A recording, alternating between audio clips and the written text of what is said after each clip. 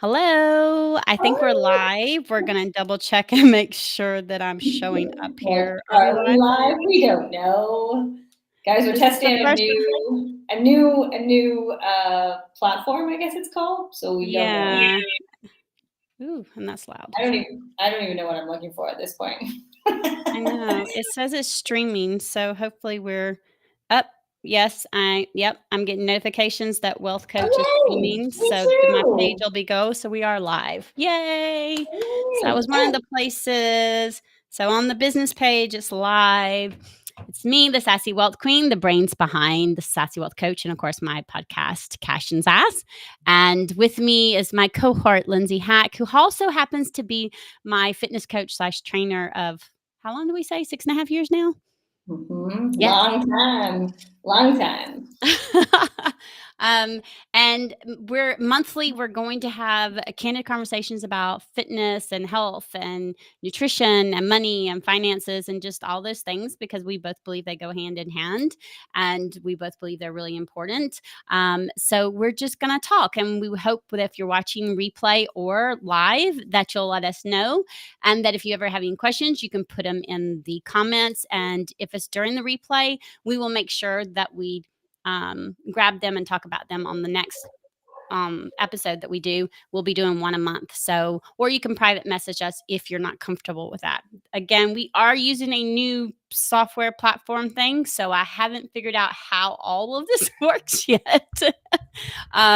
So just bear with us. I'm hoping we'll see comments as they come in. If not, know that I'll look as soon as I figure out where everything is. I am going to tell you, Lindsay, that I had someone ask me a question, and I actually remember talking to you about it when I contacted you because I was frustrated when I had gone to 9 rounds and they had said, they started where I was at, and then they had me doing. I can't remember what it was called, the bear claw, bear, whatever that hell that thing was. That was in no way, shape, or form where I was.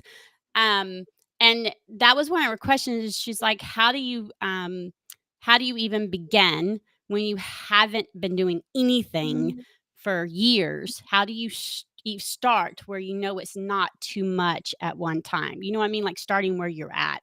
And I told her that this would be a perfect conversation to have with you, because I do remember having that fear and that worrisome, because every time I'd gone somewhere, that's exactly what they did.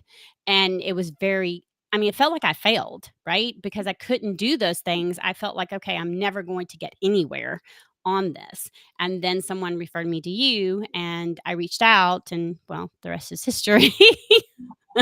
Well, I think honestly, the very first thing is that honesty. Because I think, when it comes to what you are available and able to do, whether it's limitations or years and years of not doing anything, when I asked you where you were currently at, that honesty is massive, right? And I know it's hard sometimes to be like, well, I haven't done anything for years. I used to be really, and it feels almost shameful to be in that place, to be honest. But the best thing for us to do is to start at that honest level. And so once I had gotten a little bit of feedback from you on where you were, then it was like, okay, now it's time to address and work at that level. If I had gotten you doing burpees and bear claws and all of those things, you would have been in just another place of I suck, this is too hard, and you would quit. Right. And I mean, we're 6.5 years later, and it's because we started very, very, very gently. And that doesn't mean you didn't get a great workout in. It just meant your body needed to start where it was. So we used a chair for our squats. You had a chair when you were doing lunges. Good. I did very basic moves with you.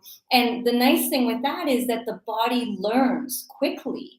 And then it's like, okay, now we can move. And in science world, it's called progression. And we progress from where you are and you kind of move up. And even now, 6.5 years later, we're still progressing, but at a very different way, because now it's more about challenging you in different ways. Now, Mhm. when you start, the squats on the chair center and the half burpees and the, little bit of high knees that we were doing was a real challenge. But now if I got you to do those things, it would feel really easy. And so that's really where it is. So first things first is that honesty. And it's okay. I mean, I'm judgment free zone. I'm not just like, oh my gosh, you haven't worked out in so long. That's not where we start, right? It's like, okay, where are you at?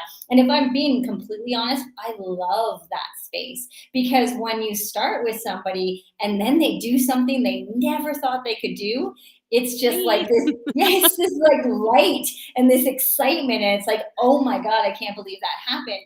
And so starting there is really, really empowering for the person, because I know, in our experience, I got you to do something and then I would progress it and you're like, no, no way, I'm not able to do that. And then I'm like, I believe you can. So let's try it. And sometimes, that means changing weights up, and sometimes that means, pulling it back a little bit. But oftentimes we outdo what we think we can. And that's only if you start where you're at and progress through, versus throwing you into, weighted burpees. And back then you would have been like, are you bloody kidding me? I Please be still true. thought you were okay, and I still thought you were nuts when you told me, "Okay, I want you to get a 10-pound weight." I was like, "I thought you said we were doing burpees," and you go, "We are," and I was like, "Excuse me?" Um, Yes. Yes. But again, because I work with the individual's level, I knew you were ready for that. Even yeah, though mentally you didn't think you were ready, but you did it. I And didn't. does it mean it's easy? No, hell no. I mean, this is a workout for a reason. That's why we ask you to challenge yourself. But I wouldn't have jumped you right in to burpees with Right. weights, because that would have just been a horrible place and you would have felt crappy and you would have probably quit. But 6.5 years later, you challenge yourself each and every time. And every time we move forward, that's because I know you're ready for that. Yeah, yeah. I mean, and now we're preparing me for what, a 15-mile hike in Mount Zion. So, um, I'm still pinching myself over the fact that I'm doing that one. Yeah, I think it's important. I mean, and it also, it correlates to money management and money mindset too. My clients, they'll all go, okay, you help with all that, but what if I'm not there? What if I'm not at the point to where, um, I'm needing, this account or that account? What if I'm, not, I don't know crap of anything of where the numbers are, or my mindset's in the tank because my money story hasn't shifted? Again, I start where you're at. That's the beauty of being a wealth coach and a CFO in one, is again, it's honesty, right? Being honest. And when I assess that situation, then I go, okay, this is where, okay, I'm going to dial it back a little. This is where, or I'm going to dial it back a lot, or I'm going to shift how we start. And then we work forward from there. I had one client that we literally worked on her mindset for the first 6 months we were together. We touched nothing with the money management, nothing with the accounts, because she had a huge money block. And it was because she was like me. She'd been on state assistance before. She'd had food stamps at one point in time. She had been getting assistant money from the state, and she'd heard the same stories. Once you're on it, you never get off. And she did it. She was off, but she still had that money block of the money's going to disappear one day, of, don't get used to this and all those things. So we worked on that, and we didn't even touch the management piece, and, the creating like retaining and expanding the wealth. I wanted her to be able to see that she could create the wealth without actually coming from it, regardless of all the stories that she was told, or regardless of the stories that she was telling herself. And so it's really important that we start where the person is at. And that's one of the things that I love about Lindsay, is that's what she does with the with fitness and working out. And the other thing I love about it is that you do it from you tell me, the inside out. And so that's the mentalness of how we feel about each other. And so it's the same way, and the same concept with money mindset and wealth management, is you have to make sure that that's being taken care of as well. And so I really think that that's something that a lot of people don't really think about. And I think that sometimes it holds people back from doing things when they think maybe they're the only one or they've been struggling, and you're going to start them too far in and they're not going to be able to keep up, and you're going to give them, too many steps or have them do a bear claw. And I was like, a what? I don't even know if I'm saying it correctly. I don't even know if that's the right word. Either way, it was hard. I hadn't worked out in probably, I don't know, 10 years. And that's what they were having me do, saying they started me where I was at. And I literally left there feeling like a complete failure. And I think I waited like 2 months. And then when I reached out to Lindsay, I actually said, "Are you going to try and start me from this?" And she's like, "Why in the world would I do that?" And I was like, "I don't know. Somebody else did." And she's like, no, you haven't worked out in 10 years. Why would anyone? And again, that's one of the things I love about her. Also, the fact that she says, we're going to work on your mindset as well. We're going to work on your mental health and your physical health. And we have. It's changed consistently, and it's still changing. And I just think it's really important for everyone to realize that there are people out there that can help you and can give you tips on how to start where you're at, and they're not going to have you doing exercises that you may not be quite ready for. I've learned there's modifications upon modifications of all kinds of things. I mean, i'd I'd what was it? I'd hurt my back, and when I was coming back, we did semi modified, not fully modified, but we did like semi modified of a lot of the exercises so I could get back into it. So there's different ways to get your body moving, and I just think that's important. Yeah, and I think what's interesting, so my husband and I actually run a podcast called Cut the Noise, Weight Loss Simplified, and we actually just talked about this. And I think the thing is, even in the fitness world, even in the nutrition world, but I have my nutrition degree, I have my personal training, I also am a life coach, so I bring them all together. And I often say the three foundations, and the honest truth is, it's actually like the two pillars, which is fitness and nutrition, and the foundation of it all is the mindset. And the mindset is so key because let's go back to Lisa's experience when she hurt her back, right? Easily in an old mindset or a closed mindset perspective, it could have been like, oh, I'm injured. I can't do this. I can't do anything. I'm going to stop, right? Where we discussed, like, how can we do this so that we can support you through this, where we might dial in on your nutrition a little bit more, we modify on your exercise, and we keep moving you forward. And there's a lot of mindset work. And so what Lisa does with money is what I do with fitness and nutrition, because the mindset piece, as I said, is the foundation. People often say, come to us thinking they have a food problem, or they come to us thinking that they have a fitness problem, and it's not true. We actually have the fitness and the nutrition to a degree. We know how to do those things. It's the mindset around that. And it's like, well, how do I eat healthier? How do I get myself to work out? Or how do I, tell myself I don't want the donut? For just disclaimer there, you want the donut, have the donut, because it's not about restriction in here. Diet, fitness bullshit is all in here. They're telling you all the things that you can't and shouldn't do. But the truth of the matter is, you can do all those things, still see success. And it's not about being perfect. It's about progressing through it, right? I always say progression over perfection, because as long as you're still doing something, right? And Lisa and I have this conversation often, and even 6.5 years later, often. And it's because this guy in here, I call her, she's my inner bitch. Her name is Isabel in my case. She is noisy. She's like, oh, you suck. This is it. You can't do that. You have that donut. You're going to lose. You're never going to lose weight. You're going to fail again. Like noisy. How do we get rid of, it's not possible, just so we're clear, but get rid of some of that noise? That ego is going to be there. My Isabel is always going to be there. But what tools do we have? How do we use to quiet that? And sometimes it's easier and sometimes it's harder. But as Lisa's coach, in this sense, when she sends me a message and she's just like, do you really think this hike is a good example? I've already told her. I'm 50 and a half years old. It's not going to be the physical part of the hike. It's not going to be, what nutrition am I going to have on that hike? And I said this to her over and over and over again. it's going to be the mindset of that hike. And interestingly enough, this hike is part of a bigger coaching program that Lisa's in, because it's going to be such a work in progress here in that mindset. There are going to be times where it's like, I can't do this, and I've already got it. I've gotten a message being like, did I set myself up for failure? And what is my always answer? Absolutely not. But you got to believe it. And I think that's a really important piece, right? The exercise is always going to suck. And I always say this: embrace the suck. It is not like, yay, I'm exercising. I sent Lisa a video of me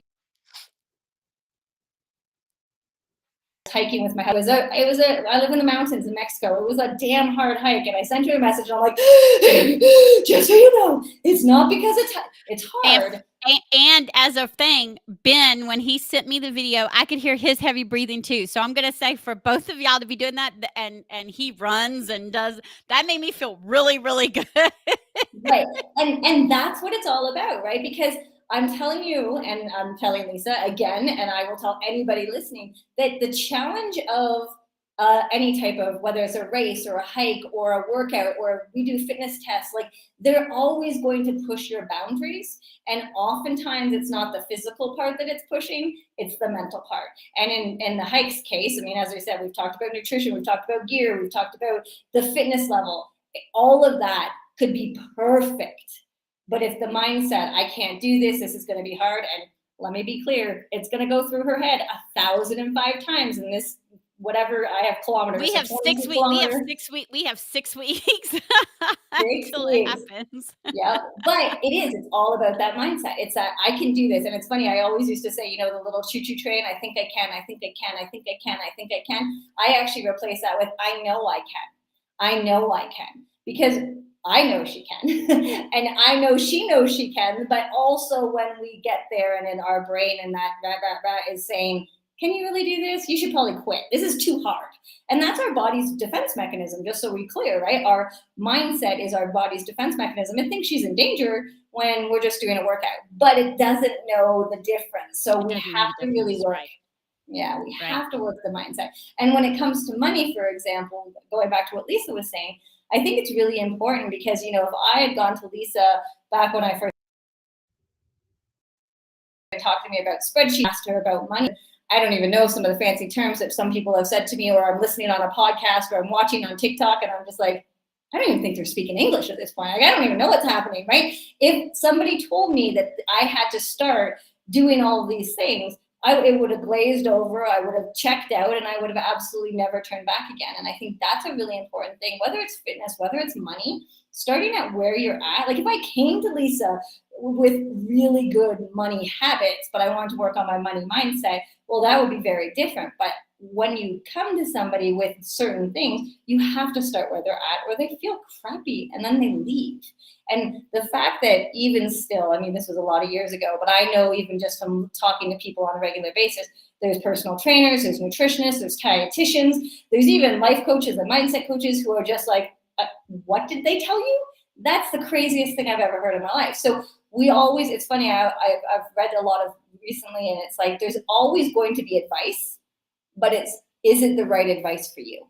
And I think that's where we as human beings have to kind of scatter through. I mean, our podcast is called Cut the Noise, because there's so much of it coming in. Experts, influencers, diet culture, billion-dollar industries. What's right for me? Just because it's right for your sister or your brother or your next door neighbor doesn't mean it's right for you. So we have to cut through that and figure out what works best for you.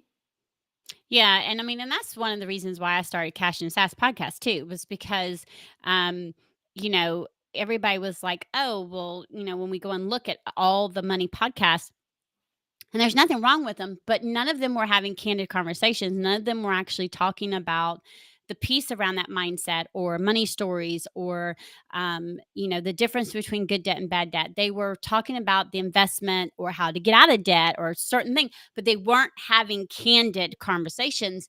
And I was like, you know what? We need to start having these candid conversations so people start realizing that they're not alone and that there are multiple ways that you can work through this. There's multiple ways that you can multiple names that you can call a budget, so you don't have to use the word budget. I call it a personal money. I call it a money roadmap.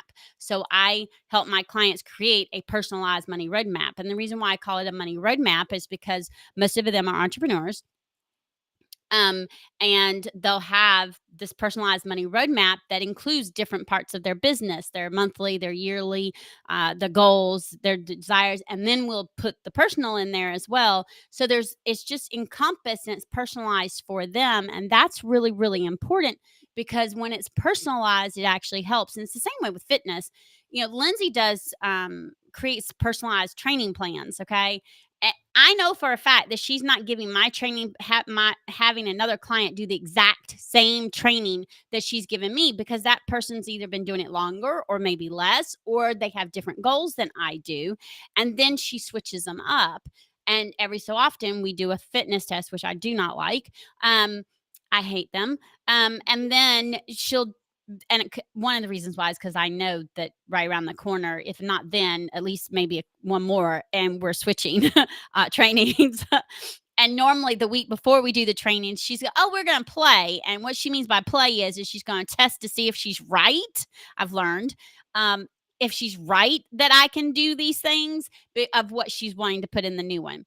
And so it's a process, but it's important to have it personalized, money roadmap, fitness plan, whatever. So it's personalized for you, because then that ensures you being more successful. Whereas when we do these generic budgeting things, and you're not able to have them personalized working for you. Now, some things will, like the cash flow statement sheet that I sent you. That doesn't really need to be personalized because you're keeping up with the numbers, and it's going to flow, and great. You're personalizing it with your expenses. That's what you're doing.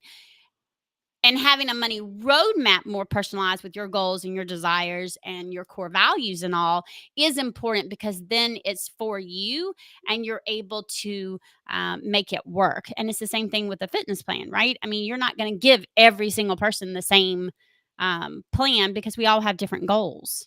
Yeah, and I mean, I think the personalized part is such an important one because there are a lot of cookie cutters out there, right? Whether it be nutrition, fitness, and it's one of those things where we are so individuals in terms of what we're doing, our hormones, what kind of business hours we run, type of stress we have, people in our lives, and so to think that you can just be like, here you go, and everybody follows it the same way is insane. So everything that I do is personalized because I believe that there are so many things. I mean, Lisa and I have had many conversations about sweet tea. I don't talk to my clients about sweet tea unless they're from the South and they know what sweet tea is, right? Like now we're talking about the hike.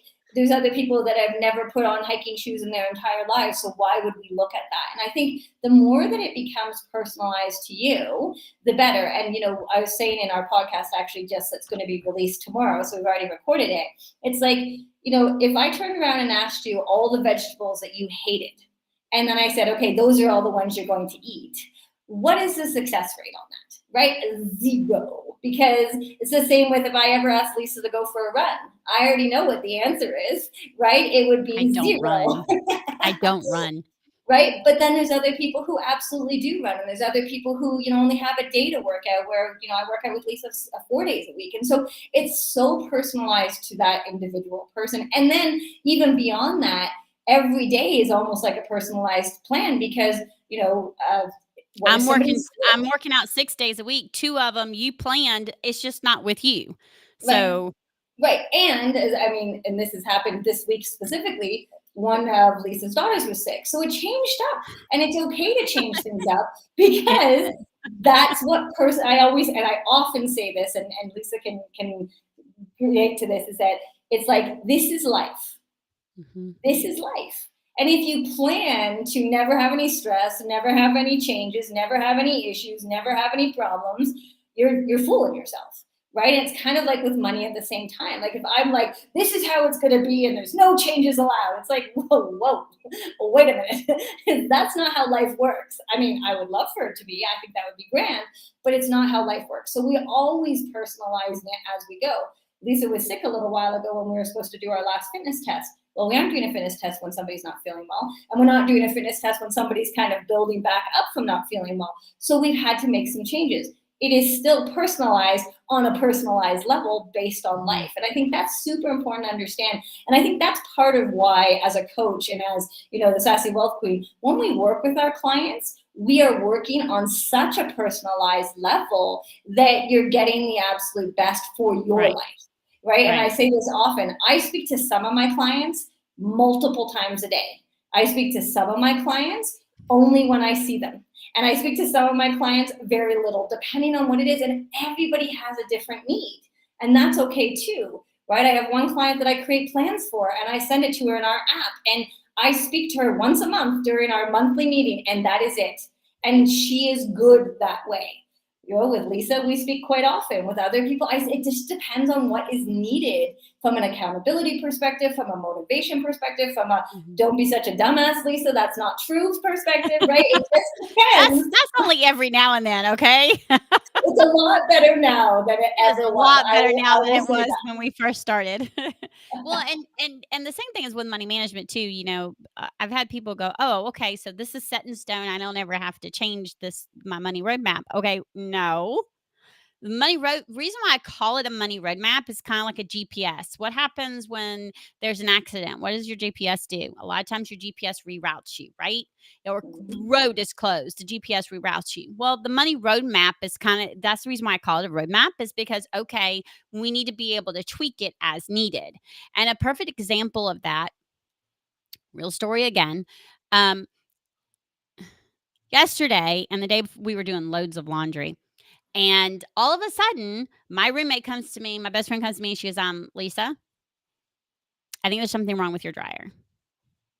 "What do you mean there's something wrong with my dryer?" I've already done 3 loads of clothes, y'all, okay? It's been drying fine. It wasn't drying them anymore. It was on, but it wasn't heating up. I was like, "You've got to be kidding me." And then I was like, "You know what? Okay." So I called the repair guy. They come out today. I already knew I was going to probably have to make a shift in my money roadmap, right? And I'd already started looking to strategically decide, okay, where it was going to be. Um, and I knew that 9 out of 10 times it was going to be a lot less than buying a new washing machine or a dryer. So we were going to do it. It's the heating element. $455. Now, a few years ago, I would have freaked out. I would have stressed. I would have just been anxious about it. And I almost went to that point again this morning. And then I stopped and went, nope, thank you that I have a credit card that is actually paid off, that I can put it on there. And thank you that later on I can go and look at my accounts and see where I need to move it from strategically, then to pay that credit card off because I want to keep it paid off. But again, I have access. And because I can say thank you, and I said thank you, I didn't stress about it, I didn't fret about it. I was saying thank you that I don't have to go buy a new dryer. Thank you, because again, those were a lot more expensive. And I was thankful for that. And then I had to say, it's okay. You know what? There are several laundromats close by because it's going to take 3 to 5 business days for them to get that heating element to replace my dryer. So this weekend, my girls and I are going to the laundromat so that we can wash at least 2 loads because I have a load of towels in the washing machine. You know what's happening, right? The door's open so they don't mold so quickly because, hello, they're wet and the dryer's not working.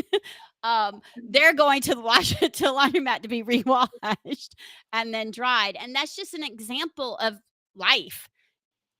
I mean, life happens. Now, I will say that I have several accounts, and one of the things that came up was, Lisa, we have a house savings, but the house savings is for us to buy a new home. We want to buy us a home. Um, and I was like, you know what? We don't have one for like house repair. And it didn't dawn on me really because, again, we rent, but the washing machine and dryer is mine. So because it's mine, that would be my responsibility as far as a repair goes. And so it just made sense to us. Okay, let's do another joint account. Me and her are the joint owners, and we do house repair so that we can put money in there so that if something happens to the washing machine and dryer later on, there's money in that account. Boom. Again, we strategically looked at it and we strategically planned, and we didn't fret or stress about it for hours on end and it take over our day. And that right there is just a whole mindset scarcity mindset, abundance mind. It's just a whole switch. And again, and it plays into being able to understand that your money roadmap's going to you're going to have to change it. You're going to have to tweak it. It's just it's the way it is. And I Life. think too, I mean, as you said, that's life. And it's one of those things, it doesn't matter how well prepared you are for things. I mean, having your buckets and doing those things is You can awesome. try. It's still gonna There's throw you a curve. always, there's always going to be something. And again, I recently have had some really, I wouldn't say bad reactions to some of the workouts I've done. My body's not happy with certain things. I've pushed, I've changed, I've done some things. And so when it comes to going to, steamroll ahead on my plan that I have set up for me, it's like, if you are going to take one step forward, only to then take 10 steps back, you need to just look at this. And obviously this is some fitness, mindset, nutrition perspective, right? So if my hip is what it is really bothering me and I try to push through, chances are I'm going to be on the sidelines for a few days. But if I then, instead of just push through, modify, change, think a little bit differently, give myself that opportunity to rest, it's going to change how we are moving forward. And I think it's really, really important, whether it's money, fitness, nutrition, mindset. The idea is that you are always going to be tweaking it, as Lisa talks about the GPS, right? Because everything that we do in our world is not set in stone. Nothing is. I mean, if you run a business, you know this. If you're a parent, you know this. If you're a woman, God, you know this, right? Things happen all the time. And we just have to be in a place to be able to turn around and say, okay, this is what's going on. What do I do? I have a client who has just found out she needs to have foot surgery next month. And she, we're on our session together and she's freaking out because she's like Lisa, mindset, the stress, the feeling of afterwards. And she's just, what am I going to do? What am I going to do? And I'm like, well, what are we having? And she's like, oh, on my foot or whatever. I'm like, well, great news. You can sit down. We can do core. You can do upper body stuff. We can dial in on your nutrition. And she's just like, you see it in her face, just being like, oh, yes, I can do all those things. If it was one set straight line, I'd be like, all right, I'll see you in a month when you're recovered. Right? But no, that's not how it works. It's the same with money. I feel like in general, if we just focus like this, we're going to be missing so many pieces. And I think it's really, really important to just know. And I mean, as I said, I say it all the time to Lisa, to all my clients. I'm like, this is life, man. Life is going to happen. Stress is going to happen. Shit is going to happen. We have to work how it works within what we're doing and make any necessary tweaks or changes as we go along. Right. And being prepared, yes, is great. Don't get me wrong. And that would have helped. However, how we react to it and how we're willing to tweak and look at it and make that shift is what matters, because that's the mindset part.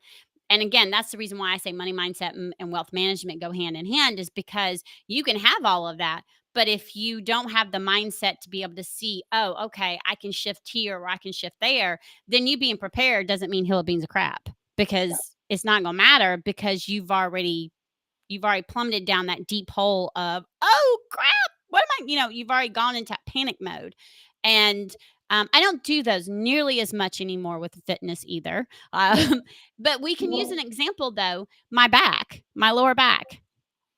When we first started, how many times would I end up being out on the sidelines for, I don't know, 3 days sometimes. Sometimes there was one time it was a week, because my lower back. And then her and her husband Ben finally said, Lisa, do these stretches. Start doing them. And I started doing them, and I would know, okay, if I'm going on a long drive, I'm stopping every 2 hours. I'm getting out and I'm stretching, and I'll do my back stretches, and I stretch at one of those, the parks, whatever they're called on the interstate. Can't think of the name of them, but I would stop and do that. And if I'm riding with anyone, I'll say, okay, if you're not willing to stop every 2 hours, you're not going with me, because I know that my back will start bothering me. And I want to say over the last year and a half, right? Last year, Yeah. I've Perfect. noticed that there's been less. less and less issues. Like, it started decreasing a little bit last year, but then, or early last year, but like in the last year, it's been to where it hasn't bothered me out because I've made those simple changes. Whereas she's right. If I'd have kept pushing the way I wanted to push, and she literally had to like drill down into me, if I'd have kept pushing the way I was pushing, I wouldn't be in a position to even do a 15-mile hike, because I wouldn't be where I'm at, because I'd have ended up 15 steps back every time, because I wasn't making sure I was taking care of the back. And it's the same way with your money and your relationship with money and the mindset. You have to be willing to make those shifts so that you can see the bigger picture and get way over here. Yeah. And I mean, Well, and I something I've think had to remind myself with my business over the last 6 months too. yeah, exactly. Well, I think it's really interesting. So on our podcast last week, Ben and I were talking about the mindset shifts, and I can use this as a money example and a fitness and nutrition example, and just get it from a humorous point of view, but understand where I'm coming from this. And so in our podcast, we talked about tying somebody up, and I know this is going to sound really strange for a second. But let's say you take somebody. So I take Lisa and I tie her in my kitchen and I don't let her out except I let her out for exercise and I only feed her healthy, nutritious food. And we stay that way for 6 months. Okay. Is there going to be changes in 6 months? Absolutely. But what happens when I let her go? Okay. That's the mindset piece. It's the same if Lisa took me, tied me up, and said, okay, we're going to do this with your money, this with your money, this with your money. And she does all of it for me. And then she lets me go. I mean, you see this a lot with people who declare bankruptcy, for example.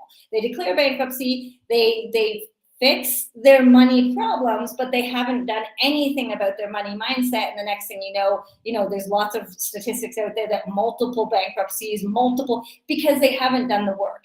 And so it's the same thing when it comes to nutrition and fitness and money, is if you don't do the mindset work with it, you're either going to go right back to where you were. And in my world, people tend to regain their weight and more because they haven't done the work up here. And in the money scenario, they tend to save, lose, bankrupt, all of those things with the financial sides of things. So really, can you do all of these things without working on the mindset? You can. And I'll tell you, my business, my personal training and nutrition business was 6 years old before I even knew anything about mindset. Way back then, nobody talked about it. And it wasn't until somebody was like, this is what we talk about. Actually, when I moved to Australia, I had to recertify and all the things. They actually put them all together. And it was this moment of like, this is the missing piece. This is the puzzle piece that's been missing when you finish the entire thing and you're like, where is that? And then it comes crumbling down.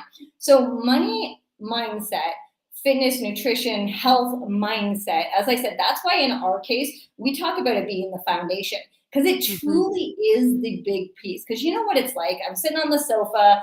I really want something sweet. I want to watch Netflix, but meanwhile, I have something. I'm either supposed to maybe go for a run, or I'm looking to make a healthier choice. This thing is trying really hard to tell me, don't go for a run, don't eat healthy things, order Uber Eats. And it is the decisions that we make with our mindset is how we be successful, right? If I'm sitting there and Right. I'm like, I really want those, I know Lisa talks about these jeans all the time. I really want those jeans. If the money mindset is not there, it's like, oh, well, I'll just go buy those jeans. But if the money mindset is, okay, do I really need them? Do I have the money for them? Am I looking at what do they do? Then maybe I don't go buy those jeans. And I think that mindset piece is such an overlooked space in both money and health, that the more we can really make it known to people that if you can focus on the mindset side of things, the other stuff will follow. Mhm. Yeah, and it's Judy Blues is what she's talking about. You know And what? Funny enough, and I actually have a pair. it's because of my figure. I have a very small waist and I have hips and a butt, and when I go to find pair of jeans, they're either too baggy, right? Because or too loose in the waist to get them to fit in the butt and hips, or I can't like barely get them to buckle up because the hips are bigger than the waist. And the Judy Blue jeans are made for my type of figure, and they fit perfectly. I don't have no gaps in my waist. They fit in my waist, and I love those things. I love them. And yes, I have a pink pair I want to buy, and I am not buying them right now because, again, I have a 12-year-old who has decided right before she turns 13 that she's going to grow a couple more inches. She's now officially 5 feet tall, and she needs new clothes because I'm tired of looking at her looking like she's wearing like jacked up clothes so she doesn't get her clothes wet in the rain. Right. That's how high water they are. I'm like, okay, it is time to go shopping. And her shorts look like Daisy Duke shorts, which is not happening. She's like, oh, mommy, these still fit. Yeah, no, they don't. What? They're fitting fine in the front and in the back. They're really, really short. No, ma'am, go take this off. We need to go buy you some new clothes. You can, no, no. And it's because she's grown so tall. So, again, it's looking at, okay, she needs clothes, right? Do I need a new pair of jeans? No. Do I want them? Yes. Can I wait to get them? Yes. Can she wait to get new clothes? No. So we're going to buy the new clothes. And it's being able to be able to look at that, make those decisions and be able to say, but you know what, I can save for these and do it, and do it that way. And it's just it again, it's all about that, having that piece and being able to realistically look at your numbers and know where they're supposed to go and look at your fitness, right? I mean, it's just like when I was trying to figure out how did I get off kicker? You're like, okay, well, I know you've been working out, so that's not it. And then we went and looked at all the pieces of my plan. I know what it is. And immediately, okay, we're dialing that back in now. And that's what we did. So it's being able to look at that and be able to switch it. I mean, one of the times was, you know what, I'm not drinking as much water as I thought I was. And it's again, we something happens and we accidentally get out of the habit of making sure we're drinking our water.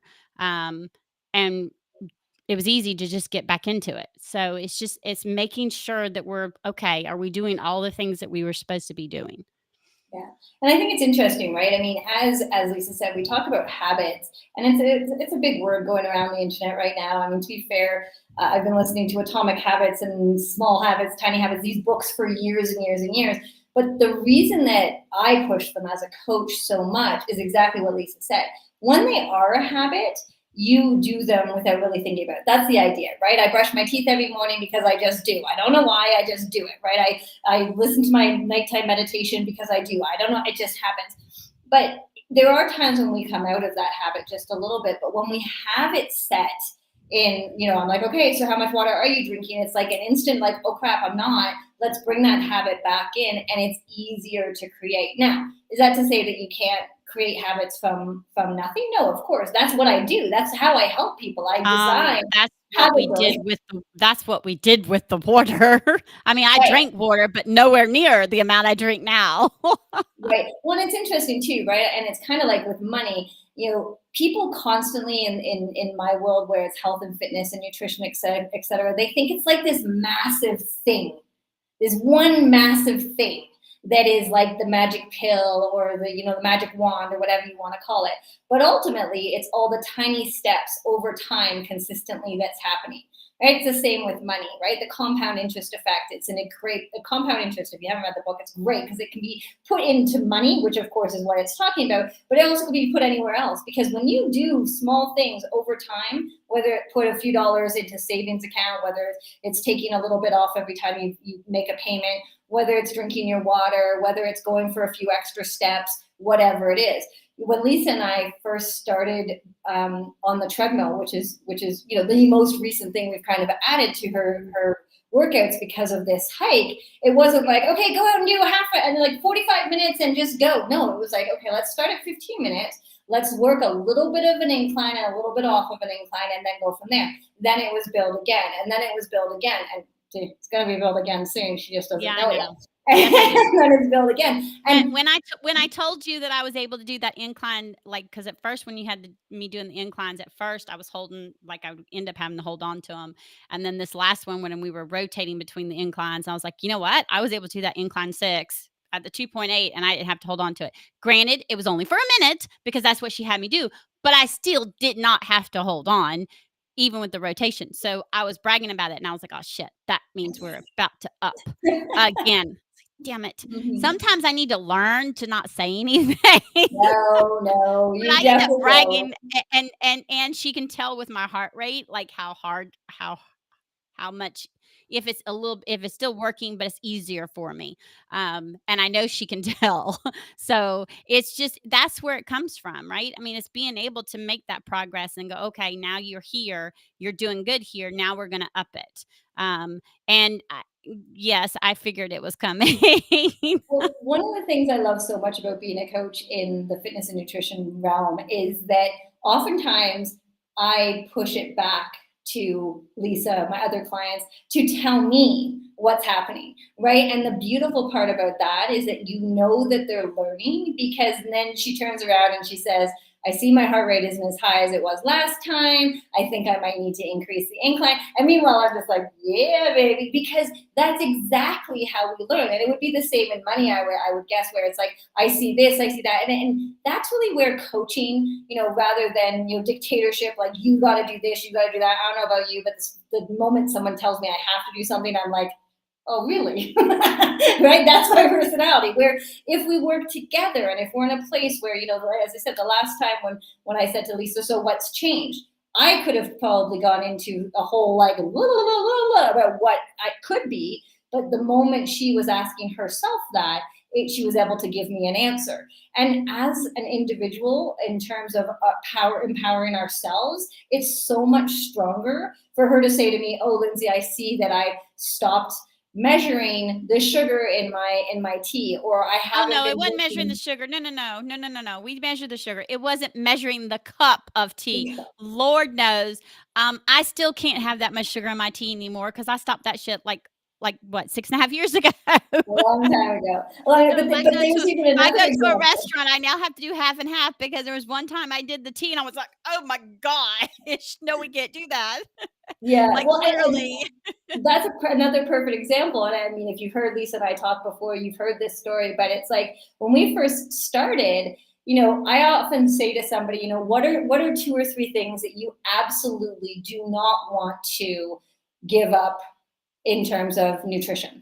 And because often people are like, I have to restrict everything, and I'm the one who's like, no, you don't. Stop that. Don't be ridiculous. But what are some of the things that you absolutely don't want to? And most of the time, it's coffee. Like, I'll tell you, that's a big I don't one. drink coffee. Chocolate. Like, there's certain things.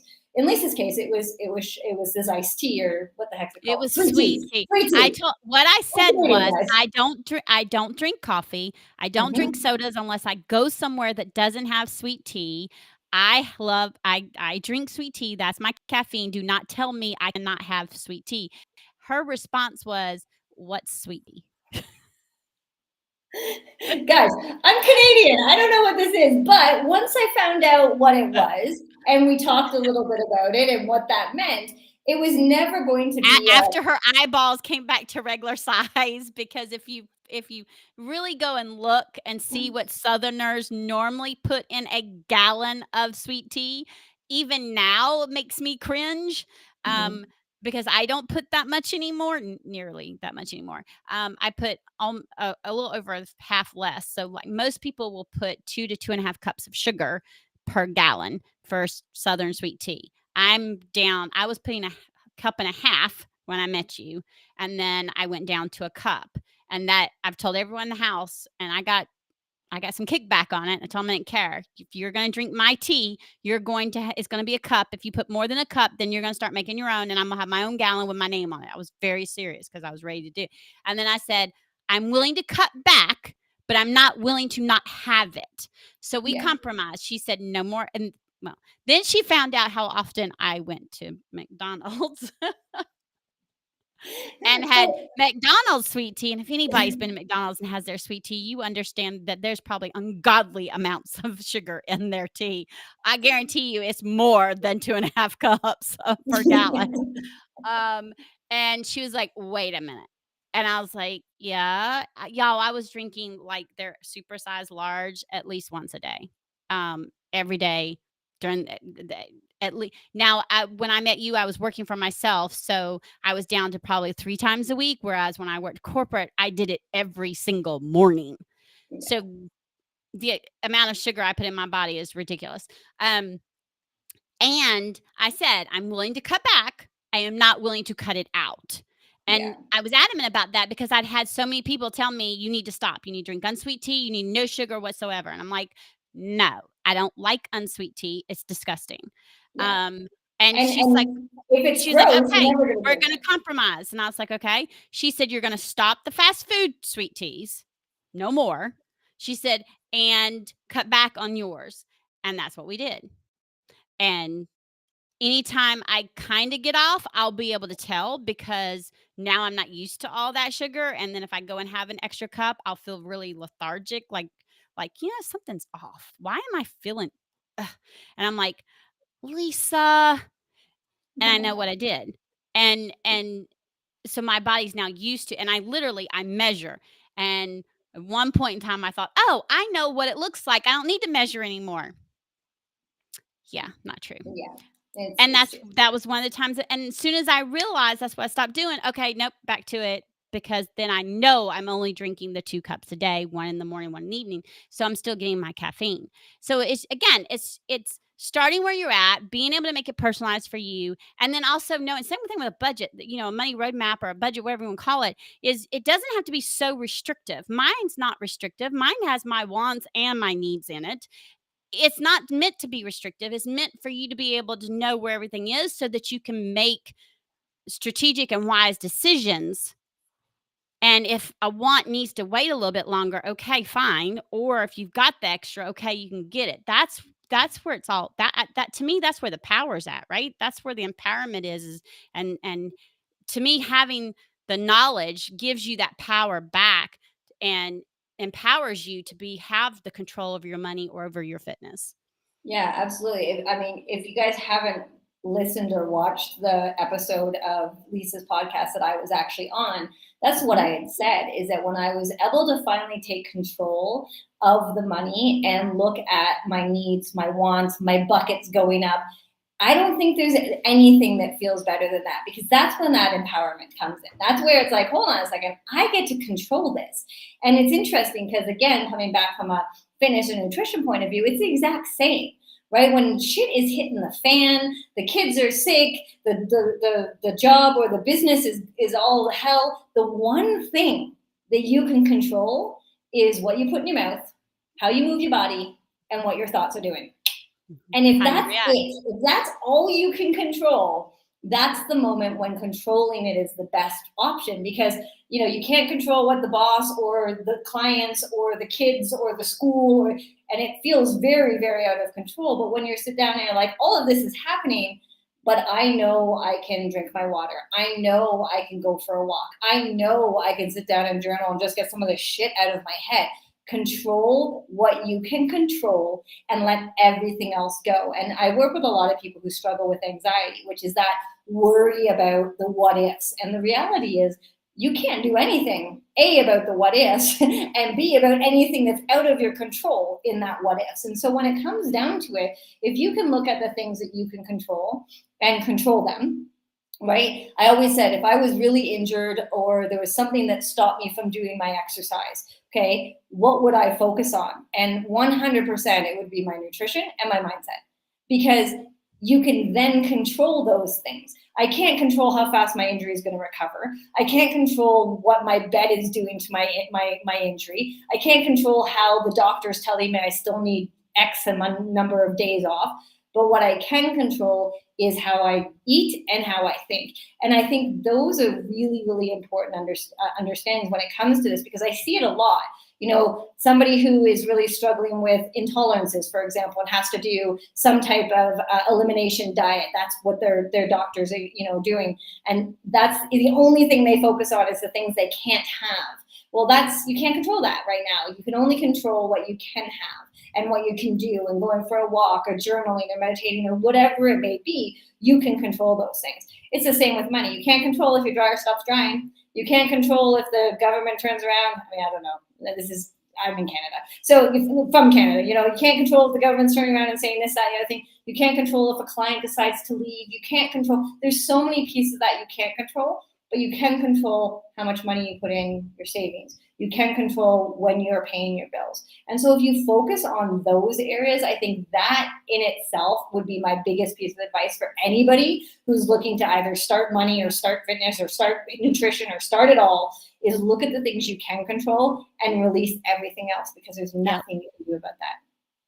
Yeah, and, my biggest advice too, along with that, is one small step at a time. Don't try to do everything at one time, because that is setting yourself up for failure. One of Absolutely. the biggest things I remember, and I tell my clients this, and this is exactly what we did with me when I first started with fitness, is we started one thing at a time, and we worked on increasing my water intake. Then we worked on something else. So doing that, and I do the same thing with my clients with their money roadmap, is we work on, okay, if there are things we need to cut back, or we're seeing the spending's a little off, we concentrate on one part, and we have that become a habit and get that grounded. Then we go to a next step. If we try to do all of it one time, it becomes overwhelming. You get aggravated. 9 out of 10 times you're going to quote unquote fall off. I don't like calling it that, but go spend some. And then you're going to think yourself a failure when it's really not true. You were trying to do too many things at one time. So just, remember, you didn't get where you're at overnight. You're not going to get to where you want to be overnight, one step at a time. And it's something I still remind myself every day, is that small steps compound to the bigger goal. And that's whether it's business, fitness, personal, money, whatever.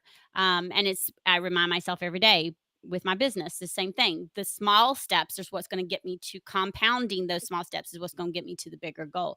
And so I think that would be my biggest advice as we, round up. We've been on here a while. As we round up today, I think that would be my biggest advice, is what you said. And then, just reminding, just one step at a time. I promise, if you do consistently small steps, you'll get there. What is it y'all say? It's the progression over perfection, and it's those small, consistent steps that Yep. that get you where you want to be. Yeah, absolutely. If that becomes your mantra of like everything, whether it be money or fitness or nutrition or whatever, it's just take that one step and do it again and again and again and again. And it's interesting. We talk a lot about this in the fitness and nutrition world, is it's boring as hell, guys. We're not talking influencers doing all kinds of fun things. We're talking the boring shit over and over and over again. And that's where you get the most success. And so just keep at it. Just keep at it, and give yourself grace and patience. Because as Lisa said, whether it's weight you're looking to gain, whether it's momentum, whether it's money, whether it's, whatever, you didn't get there just yesterday. So it's not going to happen tomorrow. It's going to take time. So give yourself that patience along the way. Yes, absolutely. And celebrate the milestones. I mean, every single one of them. I mean, I know I do, in Yeah. business and in the fitness. I celebrated the new, uh, uh, The barbells. yeah, the barbells that I got with all these new weights, and I was like, "Oh my gosh, I actually have to have a new barbell set that actually goes higher than the other one. Oh my gosh," Yeah, just so we're clear, guy, quote unquote, listen to her, because by next week or the week after, Oh, when she's she's gonna be asking, having me lifted. I already know. She already had me attempt it with just the weights, because they have the handles on each side, and she was, "I just wanna see you try pick this up and try this." And I was like, and she didn't do it this week, she did it last week, and I was like, "Why am I doing this?" So she's like, "I just wanna see." And I was like, uh-huh. Okay. So I'm sure she's gonna be telling me to put something on those barbells, on the barbells. So I'm sure it's coming. I've been waiting. So, and again, I got excited over it. I mean, I even took a picture and posted on Facebook. Who in the world would have ever thought I'd be excited over the fact that I got rid of the one barbell set because it only went up to a certain weight, and then they were really thick, so it was hard to put them on there, to this one that goes, like, I think up to up to 100 pounds. And I'm like, OMG. Yeah. so next month during our candid conversations, guys, we'll ask Lisa how she feels about the excitement of the barbells. Okay, we'll Oh, put it I'm out sure I'm not gonna be all I'm not gonna I don't know. I was pretty excited that I was able to do the kettle throw. there. So, Yep, like, I hadn't done that, and that was, and granted that was 15 pounds, but still that's not easy. And I was like, "Wait a minute, I'm able to do this. Holy shit." yep. So, I mean, there are a few of them I don't like at all. But, yeah, I'm pretty sure it's come out okay, I don't like her or the barbell. But deep down, she still loves me. It's fine. I do. Anyways, I love guys, you. I may not like you, but I love you. well, thank you so much. If you guys have any for our monthly, if you're watching the replay and have questions, please reach out. You can see we're pretty much an open book. Yeah. You want questions, you want us answering them, we'll be happy to do so. What you see is what you get. That's one of the reasons why I think we've worked together, or why I've worked with her for as long as I have, is because we have that same mindset of what we've talked about. So yeah, please answer questions. Again, it's going to be the third Thursday of every month.